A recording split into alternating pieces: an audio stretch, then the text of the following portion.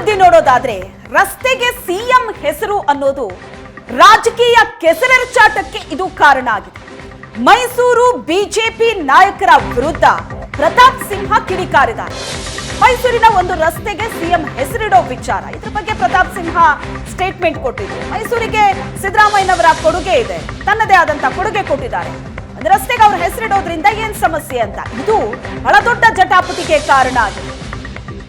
ಬಿಜೆಪಿಯಿಂದ ಕಾಂಗ್ರೆಸ್ಸಿಗೆ ಪ್ರತಾಪ್ ಸಿಂಹ ಹೋಗ್ತಾರೆ ಅನ್ನೋ ಮಾತೇನ್ ಕೇಳಬಂತು. ಬಿಜೆಪಿಯಿಂದ ಕಾಂಗ್ರೆಸ್ಸಿಗೆ ಹೋಗೋ ಪ್ರಶ್ನೆನೇ ಇಲ್ಲ ಅಂತ ಪ್ರತಾಪ್ ಸಿಂಹ ರಿಯಾಕ್ಟ್ ಮಾಡಿದ್ದಾರೆ.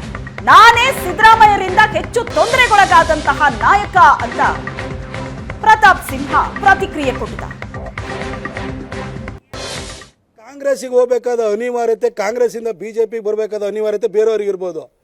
ನಮ್ಮಪ್ಪನೂ ಜನಸಂಘ, ಪ್ರತಾಪ್ ಸಿಂಹನೂ ಕೂಡ ಬಿಜೆಪಿನೇ, ಜನಸಂಘದ ಹೊಸ ಅವತಾರ ಬಿಜೆಪಿ ಆಗಿದ್ದೀನಿ. ನಮ್ಮದು ಸೈದ್ಧಾಂತಿಕ ಬದ್ಧತೆಯಿಂದ ಬಂದಿರೋನು.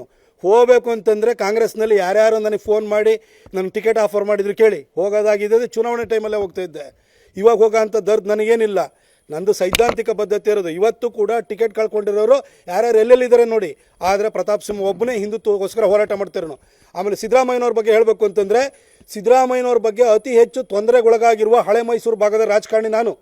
ಯಾಕೆಂದರೆ ಅವರ ವರ್ಣ ಎಲೆಕ್ಷನ್ನಲ್ಲಿ ಒಬ್ಬ ಬಿ ಜೆ ಪಿ ಲೀಡ್ರೂ ಕೂಡ, ಪ್ರಮುಖ ಲೀಡರ್ಗಳು ಬಂದು ಅಲ್ಲಿ ಹೋರಾಟ ಮಾಡಲಿಕ್ಕೆ ಪ್ರಚಾರಕ್ಕೆ ಬರ್ತಾ ಇರಲಿಲ್ಲ. ಆ ಸಂದರ್ಭದಲ್ಲಿ ಇನ್ನೇನು ಅಧಿಕಾರದ ಕಡೆಯ ದಿನಗಳಲ್ಲಿದ್ದಾರೆ. ಒಂದು ರಸ್ತೆಗೆ ಹೆಸರಿಡೋದ್ರಿಂದ ಅವ್ರಿಗೇನೋ ಖುಷಿ ಸಿಗುತ್ತೆ ಅಂತಂದರೆ ಇಡ್ಲಿ ಬಿಡಿ, ಅಲ್ಲೊಂದು 2 ಆಸ್ಪತ್ರೆಗೆ ಅವ್ರು ದುಡ್ಡು ಕೊಟ್ಟಿದ್ದಾರೆ ಅಂತ ಇಷ್ಟೇ ಹೇಳಿದ್ದು. ಆದರೆ ನನ್ನ ಈ ರೀತಿಯ ಹೇಳಿಕೆಯಿಂದಾಗಿ ಬಹಳಷ್ಟು ಊಹಾಪೋಹಗಳು, ಅಚಾನಕ ಪ್ರತಾಪ್ ಸಿಂಹ ಯಾಕೆ ಮಾತಾಡ್ದ ಹೀಗೆ, ಇದುವರೆಗೂ ಸಿದ್ದರಾಮಯ್ಯನವ್ರ ಬಗ್ಗೆ ವಿರೋಧಿಸ್ಕೊಂಡು ಬಂದಿದ್ದಂಥ ವ್ಯಕ್ತಿ ಇವತ್ತೇನೋ ಸಾಫ್ಟ್ ಆದ್ನೋ ಅಂತ ಭಾಳಷ್ಟು ಜನ ಪ್ರಶ್ನೆಗಳನ್ನು, ವದಂತಿಗಳನ್ನು ಹಬ್ಬಿಸ್ತಾ ಇದ್ದಾರೆ. ನಾನು ಅವ್ರಿಗೆ ಭಾಳ ಸ್ಪಷ್ಟವಾಗಿ ಹೇಳಲಿಕ್ಕೆ ಬಯಸೋದು ಇಷ್ಟೇ. ಕಳೆದ 11 ವರ್ಷಗಳಿಂದ ಇಡೀ ಹಳೆ ಮೈಸೂರು ಭಾಗದಲ್ಲಿ ಒಂದಿಬ್ಬರು ಹಿರಿಯ ರಾಜಕಾರಣಿಗಳು ವೈಯಕ್ತಿಕವಾಗಿ ಸಿದ್ದರಾಮಯ್ಯನವ್ರ ಜೊತೆ ಒಂದೆರಡು ಜಗಳಗಳನ್ನು ಮಾಡ್ಕೊಂಡಿದ್ದು ಬಿಟ್ಟರೆ, ಅವ್ರನ್ನ ಸೈದ್ಧಾಂತಿಕ ಬಂದಾದ ನಂತರ ಈಗ ಕಳೆದ 3 ತಿಂಗಳಲ್ಲಿ 5 ಕ್ರಿಮಿನಲ್ ಕೇಸ್ ಹಾಕಿದ್ದಾರೆ. ಪುನೀತ್ ಕೆರಳಿ ವಿಚಾರದಲ್ಲಿ ನಾನು ಬಸವೇಶ್ವರನಗರ ಸ್ಟೇಷನ್ಗೆ ಹೋದರೆ ಬಸವೇಶ್ವರನಗರ ಸ್ಟೇಷನಲ್ಲಿ, ಮಾಗಡಿಯಲ್ಲಿ, ದಾವಣಗೆರೆಯಲ್ಲಿ ಗಣಪತಿ ವಿಚಾರದಲ್ಲಿ ಗಲಾಟೆ ಆಯಿತು, ಅಲ್ಲಿಗೆ ಹೋದೆ ಅಂತ ದಾವಣಗೆರೆಯಲ್ಲಿ, ಹಾಗೆ ಯಾದಗಿರಿ ಡಿಸ್ಟಿಕ್ನಲ್ಲಿರುವಂತಹ ಶಾಪುರಕ್ಕೆ ಹೋದೆ, ಅಲ್ಲಿ ಹೋಗಿ ನಾನು ಸ್ಪೀಚನ್ನು ಉಗ್ರವಾಗಿ ಸ್ಪೀಚ್ ಕೊಟ್ಟಿದ್ದೀನಿ ಅಂತ ಹೇಳ್ಬಿಟ್ಟು ಅಲ್ಲಿ FIR ಹಾಕಿದ್ದಾರೆ. ಹಾಗೆ ಶಿಗ್ಗಾವಿನಲ್ಲಿ ಹೋದರೆ ಶಿಗ್ಗಾವಿನಲ್ಲಿ FIR 5 FIR ಹಾಕಿದ್ದಾರೆ. 3 ತಿಂಗಳಲ್ಲಿ 5 FIR ಯಾರ ಲೀಡರ್ ಬಗ್ಗೆ ಹಾಕಿದ್ದಾರೆ? ಅಂಬೇಡ್ಕರ್ ಅಭಿವೃದ್ಧಿ ನಿಗಮದಲ್ಲಿ 25 ಕೋಟಿ ಅಕ್ರಮ. ಕವರ್ ಸ್ಟೋರಿಯ ಈ ವರದಿಯಿಂದ ಲೋಕಾಯುಕ್ತ ಅಲರ್ಟ್ ಆಗಿದೆ. ಬೆಂಗಳೂರು ವಿಜಯಪುರದಲ್ಲಿ ಲೋಕಾಯುಕ್ತ ದಾಳಿ ನಡೆದಿದೆ. ಅಂಬೇಡ್ಕರ್ ಅಭಿವೃದ್ಧಿ ನಿಗಮದ ಮೇಲೆ ಲೋಕ ರೇಡ್ ಆಗಿದೆ. ವಿಜಯಪುರದ ಲೋಕ ಅಧಿಕಾರಿಗಳು ತಲಾಶ್ ನಡೆಸಿದರು. ಅಂಬೇಡ್ಕರ್ ನಿಗಮದಲ್ಲಿ 25 ಕೋಟಿಗೂ ಅಧಿಕ ಅಕ್ರಮ ನಡೆದಿರುವುದರ ಬಗ್ಗೆ ಕವರ್ ಸ್ಟೋರಿಯ ಈ ವರದಿಯ ಬೆನ್ನಲ್ಲೇ ಲೋಕಾಯುಕ್ತ ಈಗ ಅಲರ್ಟ್ ಆಗಿದ್ದು, ಬೆಂಗಳೂರು ವಿಜಯಪುರದಲ್ಲಿ ಲೋಕಾಯುಕ್ತ ದಾಳಿ ನಡೆದಿದೆ. 2024 ಆಗಸ್ಟ್ 31ರಂದು ಕವರ್ ಸ್ಟೋರಿ ವರದಿ ಪ್ರಸಾರ ಆಗಿತ್ತು. ಹಗರಣದ ಬಗ್ಗೆ ಲೋಕಾಯುಕ್ತದಲ್ಲಿ ಪ್ರಕರಣ ದಾಖಲಾಗಿತ್ತು. ಅಂಬೇಡ್ಕರ್ ಅಭಿವೃದ್ಧಿ ನಿಗಮದ ಮೇಲೆ ಈಗ ದಾಳಿ ನಡೆದಿದ್ದು ಪರಿಶೀಲನೆ ನಡೆಸಲಾಗಿದೆ. ಕವರ್ ಸ್ಟೋರಿ ವರದಿಯ ಬೆನ್ನಲ್ಲೇ ಲೋಕಾಯುಕ್ತ ಅಧಿಕಾರಿಗಳು ಅಲರ್ಟ್ ಆಗಿದ್ದಾರೆ. ಬೆಂಗಳೂರು ವಿಜಯಪುರದಲ್ಲಿ ಲೋಕಾಯುಕ್ತ ದಾಳಿಯಾಗಿದ್ದು ದಾಖಲೆಗಳ ಪರಿಶೀಲನೆ ನಡೆದಿದೆ. ಅಂಬೇಡ್ಕರ್ ಅಭಿವೃದ್ಧಿ ನಿಗಮದ ಮೇಲೆ ನಡೆದಂತ ರೇಡ್ ಇದು. ಬೆಂಗಳೂರಿನಲ್ಲಿ ಅಂಬೇಡ್ಕರ್ ಅಭಿವೃದ್ಧಿ ನಿಗಮದ ಮಂಡಳಿ ಮೇಲೆ ಈಗ ಲೋಕಾಯುಕ್ತ ಅಧಿಕಾರಿಗಳು ದಾಳಿನ ಮಾಡಿರ್ತಕ್ಕಂಥ ಕವರ್ ಸ್ಟೋರಿಯಲ್ಲಿ ಈ ಒಂದು ಪ್ರಕರಣವನ್ನ ಬೆಳಕಿಗೆ ತರಲಾಗಿತ್ತು. ಅಂದ್ರೆ ಈ ಒಂದು ಅಂಬೇಡ್ಕರ್ ಅಭಿವೃದ್ಧಿ ನಿಗಮ ಮಂಡಳಿಯಲ್ಲಿ ಏನಿದೆ, ಆ ಒಂದು ಅಂಬೇಡ್ಕರ್ ಅಭಿವೃದ್ಧಿ ನಿಗಮ ಮಂಡಳಿಯಲ್ಲಿ ಏನು ಅಕ್ರಮ ಎಸಗಲಾಗಿದೆ, 25 ಕೋಟಿಗೂ ಹೆಚ್ಚು ಅಕ್ರಮ ಎಸಗಲಾಗಿದೆ, ಹಗರಣವನ್ನು ನಡೆಸಲಾಗಿದೆ ಅಂತ ಹೇಳಿ ಕವರ್ ಸ್ಟೋರಿ ತಂಡ ಈ ಒಂದು ಸುದ್ದಿಯನ್ನ ಮಾಡಿತ್ತು. ಸುದ್ದಿಯ ಬೆನ್ನಲ್ಲೇ ವಿಜಯಪುರ ಪೊಲೀಸ್ ಠಾಣೆಯಲ್ಲಿ ಸುಮೋಟೋ ಕೇಸ್ಗಳನ್ನು ದಾಖಲು ಮಾಡಿಕೊಳ್ಳಲಾಯಿತು. ನಂತರ ಲೋಕಾಯುಕ್ತ ಅಧಿಕಾರಿಗಳು ಕೂಡ ಈ ಒಂದು ಪ್ರಕರಣ ಸುಮೋಟೋ ಕೇಸನ್ನು ದಾಖಲು ಮಾಡಿಕೊಳ್ಳಲಾಯಿತು. ನಂತರ ಇಲ್ಲಿ ಅಂದ್ರೆ ಬೆಂಗಳೂರಿನಲ್ಲಿರ್ತಕ್ಕಂಥ ಪ್ರಧಾನ ಕಚೇರಿ ಏನಿದೆ, ಈ ಒಂದು ಡಾಕ್ಟರ್ BR ಅಂಬೇಡ್ಕರ್ ಅಭಿವೃದ್ಧಿ ನಿಗಮ ನಿಯಮಿತ ಮಂಡಳಿ ಏನಿದೆ, ಈ ಒಂದು ಅಭಿವೃದ್ಧಿ ನಿಗಮದ ಮೇಲೆ ಈಗ ದಾಳಿಯನ್ನು ಮಾಡಿರ್ತಕ್ಕಂಥ ಸದ್ಯ ಲೋಕಾಯುಕ್ತ ಅಧಿಕಾರಿಗಳು ಒಳಭಾಗದಲ್ಲಿ ದಾಳಿಯನ್ನು ನಡೆಸ್ತಾ ಇರ್ತಕ್ಕಂಥ ಒಳಭಾಗದಲ್ಲಿ ಹೋದ ನಿಟ್ಟಿನಲ್ಲಿ ಕೂಡ ಮುಂದಾಗ್ತವೆ. ಈಗಾಗಲೇ ಏನು 7 ಜನ ತಂಡ ವಿಜಯಪುರದಿಂದ ಲೋಕಾಯುಕ್ತ ಅಧಿಕಾರಿಗಳು ಒಳಕ್ಕೆ ಬಂದಿರ್ತಕ್ಕಂಥ ಬಂದು ಇಲ್ಲಿರ್ತಕ್ಕಂಥ ಒಂದಷ್ಟು ದಾಖಲೆಗಳನ್ನು ಪರಿಶೀಲನೆ ಮಾಡುವಂತ ಕೆಲಸವನ್ನ ಈಗ ಲೋಕಾಯುಕ್ತ 1 PM ನ್ಯೂಸ್ ಎಕ್ಸ್ಕ್ಲೂಸಿವ್ ನಲ್ಲಿ ಮುಂದಿನ ಸುದ್ದಿ ನೋಡೋದಾದ್ರೆ, ರಾಜ್ಯಪಾಲರನ್ನ ಭೇಟಿಯಾಗಿದ್ದಾರೆ ಬಿಜೆಪಿ MLC CT ರವಿ. ರಾಜ್ಯಪಾಲರನ್ನ ಭೇಟಿಯಾಗಿದ್ದಾರೆ. ಈ ಪ್ರಾಸ್ಟಿಟ್ಯೂಟ್ ಕೇಸ್ ಬಗ್ಗೆ ರಾಜ್ಯಪಾಲರಿಗೆ ಸಿಟಿ ರವಿ ವಿವರಣೆಯನ್ನ ಕೊಟ್ಟಿದ್ದಾರೆ. ಬಂಧನ ಪ್ರಹಸನದ ಬಗ್ಗೆಯೂ ಕೂಡ ರಾಜ್ಯಪಾಲರಿಗೆ ವಿವರಣೆಯನ್ನ ಕೊಡಲಿದ್ದಾರೆ ಸಿಟಿ ರವಿ. ಸಿಟಿ ರವಿಗೆ ಛಲವಾದಿ ನಾರಾಯಣ ಸ್ವಾಮಿ, ರವಿಕುಮಾರ್ ಸಾಥ್ ನೀಡಿದ್ದಾರೆ. ಸಿಟಿ ರವಿ ಬಂಧನ, ಹಲ್ಲೆ ಪ್ರಕರಣ ಖಂಡಿಸಿ ದೂರು, ಘಟನೆ ಸಂಬಂಧ ಹೆಚ್ಚಿನ ವಿವರಣೆಗೆ ರಾಜ್ಯಪಾಲರು ಸೂಚಿಸಿದ್ರು. ಈ ಪ್ರಕರಣ ಈಗ ರಾಜಭವನವನ್ನ ತಲುಪಿದೆ. ರಾಜ್ಯಪಾಲರು ಬುಲಾವ್ ನೀಡಿದ್ರು, ರಾಜ್ಯಪಾಲರ ಭೇಟಿ ಮಾಡಿದ್ದಾರೆ ಸಿಟಿ ರವಿ. ರಾಜಭವನಕ್ಕೆ ಸಿಟಿ ರವಿ ಭೇಟಿ ಮಾಡಿದಂತ ದೃಶ್ಯ ಇದು. ಈ ಪ್ರಕರಣದ ಓವರ್ ಆಲ್ ಇನ್ಫಾರ್ಮೇಶನ್ ಅನ್ನ ರಾಜ್ಯಪಾಲರಿಗೆ ನೀಡಲಿದ್ದಾರೆ ಸಿಟಿ ರವಿ. ಶ್ರೀಮತಿ ಲಕ್ಷ್ಮೀ ಹೆಬ್ಬಾಳ್ಕರ್ PA ಸಂಗನಗೌಡ, ಮತ್ತೊಬ್ಬ ಅವ್ರ ಸಹೋದರ ಚಂದ್ರರಾಜ್ ಹಟ್ಟಿಹೊಳಿ PA ಸದ್ದಾಂ, ಅವರ ಸಹಚರರು ಇನ್ನೂ ಬಂಧನ ಆಗಿಲ್ಲ. ಏನು ದೇಶ ಬಿಟ್ಟು ಹೊಡೋಗಿದ್ದಾರೆ ಅವರು, ಅಥವಾ ನಿಗೂಢ ಕಣ್ಮೊರೆ ಆಗಿದ್ದಾರಾ? ಯಾಕೆ ಬಂಧನ ಮಾಡಿಲ್ಲ? ಯಾಕೆ ಅಪರಿಚಿತರು ಅಂತ ದಾಖಲಿಸ್ಕೊಂಡಿದ್ದೀರಿ? ನಾನು ಹೆಸರು ಹಾಕಿ ಕೊಟ್ಟಿದ್ದೀನಿ ಕಂಪ್ಲೇಂಟ್ನ. ನನ್ನ ಕಂಪ್ಲೇಂಟ್ನಲ್ಲಿ ಹೆಸರು ಹಾಕೇ ಕೊಟ್ಟಿದ್ದೇನೆ. ಯಾಕೆ ಇನ್ನು FIR ಬುಕ್ ಮಾಡಿ ಕ್ರಮ ತಗೊಂಡಿಲ್ಲ? ಇದಕ್ಕೆ ಅವ್ರ ಹತ್ರ ಉತ್ತರ ಇಲ್ಲ. ಇದರಿಂದ ಸ್ಪಷ್ಟ ಇದೆ,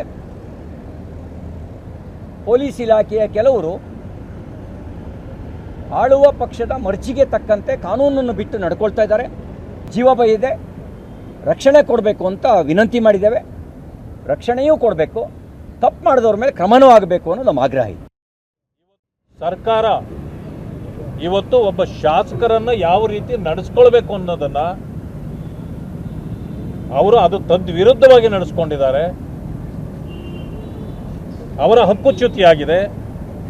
ಈ ಎಲ್ಲ ವಿಚಾರಗಳನ್ನು ಇಟ್ಟು ನಾವಿವತ್ತು ಗವರ್ನರ್ ಬಳಿಯಲ್ಲೂ ಕೂಡ ನಮ್ಮ ಆ ಅಹವಾಲನ್ನು ಸಲ್ಲಿಸಿದ್ದೇವೆ. ಸೂಕ್ತ ಕ್ರಮದ ಭರವಸೆಯನ್ನು ಕೂಡ ಅವರು ನಮಗೆ ಕೊಟ್ಟಿದ್ದಾರೆ. ಧಾರವಾಡ ಜಿಲ್ಲಾ ಪಂಚಾಯತ್ ಸದಸ್ಯ ಯೋಗೇಶ್ ಗೌಡ ಹತ್ಯೆ ಪ್ರಕರಣಕ್ಕೆ ಸಂಬಂಧಪಟ್ಟಂಗೆ ಮಾಜಿ ಸಚಿವ ಕುಲಕರ್ಣಿಗೆ ಮತ್ತಷ್ಟು ಸಂಕಷ್ಟ ಎದುರಾಗಿದೆ. ಪ್ರಕರಣದ ಆರೋಪಿ ಬಸವರಾಜ್ ಮುತ್ತಗಿಯಿಂದ ಮಾಫಿ ಸಾಕ್ಷಿ. ಜನಪ್ರತಿನಿಧಿಗಳ ಕೋರ್ಟ್ ಅಲ್ಲಿ ಮುತ್ತಗಿ ಮಾಫಿ ಸಾಕ್ಷಿ. ಯೋಗೇಶ್ ಗೌಡ ಕೊಲೆ ಪ್ರಕರಣದ A1 ಆರೋಪಿ ಮುತ್ತಗಿ. ಯೋಗೇಶ್ ಗೌಡ ಹತ್ಯೆಯ ಪ್ರಕರಣದಲ್ಲಿ ಸುಪಾರಿ, ಹಣಕಾಸಿನ ನೆರವನ್ನ ಕೊಟ್ಟಿರುವಂತದ್ಯಾರು? ಹತ್ಯೆಯ ಪ್ಲಾನ್ ಎಲ್ಲಾಯಿತು? ಕೊಲೆಯಲ್ಲಿ ಭಾಗಿಯಾದವರ ಬಗ್ಗೆ ಸಾಕ್ಷಿಯನ್ನು ನುಡಿಯಲಾಗಿದೆ. ಇನ್ನಷ್ಟು ಡೀಟೇಲ್ಸ್ ಕೊಡ್ತಾರೆ ನಮ್ಮ ಪ್ರತಿನಿಧಿ ಗುರುರಾಜ್ ಸಂಪರ್ಕದಲ್ಲಿದ್ದಾರೆ. ಗುರುರಾಜ, ಹೈಕೋರ್ಟ್ ಅಲ್ಲಿ ಮಾಫಿ ಸಾಕ್ಷಿಯನ್ನ ತೆಗೆಯಲಾಗಿತ್ತು ಆರಂಭದಲ್ಲಿ, ಅದು ಒಂದು ರೀತಿಯಾಗಿ ಪ್ಲಸ್ ಆಗಿತ್ತು ವಿನಯ್ ಕುಲಕರ್ಣಿಗೆ. ಅಂದ್ರೆ ಪ್ರೊಸೀಜರ್ ತಪ್ಪಾಗಿದೆ ಅನ್ನುವಂತ ಅಭಿಪ್ರಾಯವನ್ನ ಹೈಕೋರ್ಟ್ ಪಟ್ಟಿತ್ತು. ಫೈನಲ್ ಈಗ ಮಾಫಿ ಸಾಕ್ಷಿಯನ್ನ ತೆಗೆದುಕೊಂಡಿರುವಂತದ್ದು, ಆ ಪ್ರೊಸೀಜರ್ ಎಲ್ಲ ಕರೆಕ್ಟ್ ಆದ ನಂತರದಲ್ಲಿ. ಸೊ ಎಷ್ಟರ ಮಟ್ಟಿಗೆ ಕ್ರೂಷಿಯಲ್ ಆಗುತ್ತೆ ವಿನಯ್ ಕುಲಕರ್ಣಿಗೆ?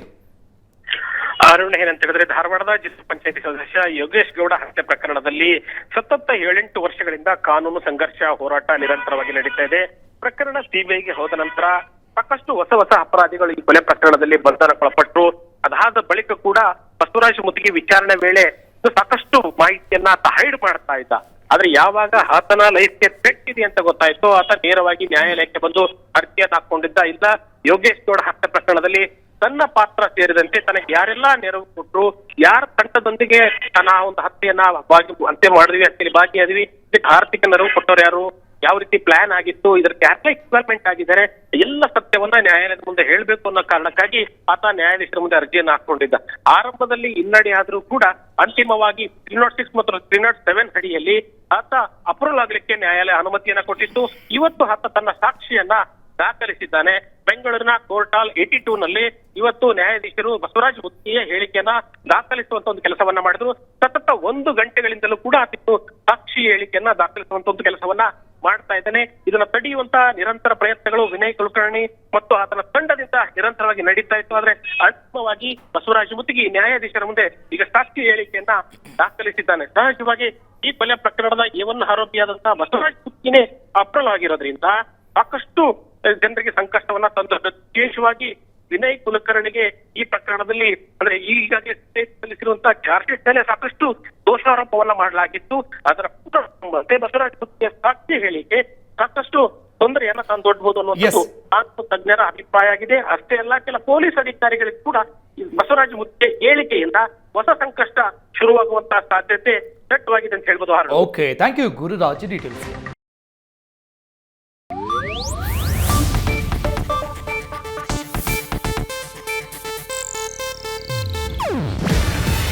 ಇದು ಏಷ್ಯಾನೆಟ್ ನ್ಯೂಸ್ ನೆಟ್ವರ್ಕ್ ಪ್ರಸ್ತುತಿ.